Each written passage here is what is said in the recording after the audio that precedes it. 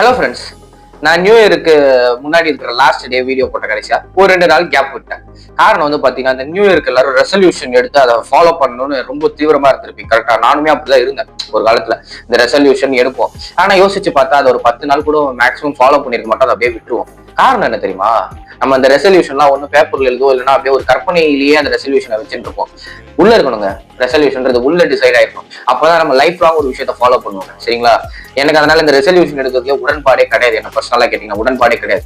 ரெசல்யூஷன்றது எங்க ஆரம்பிக்கணும்னா உள்ளுக்குள்ள. அப்படி இருந்தப்ப ரெசல்யூஷன்ற வார்த்தையை நம்ம யூஸ் பண்ண மாட்டோம்.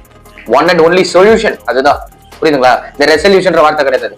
ஒன் அண்ட் ஒன்லி சொல்யூஷன் நம்ம லைஃப் இதுதான்றத உள்ள முடிவு பண்ணவே நம்ம லைஃப் லாங் கண்டிப்பா செய்வோம்.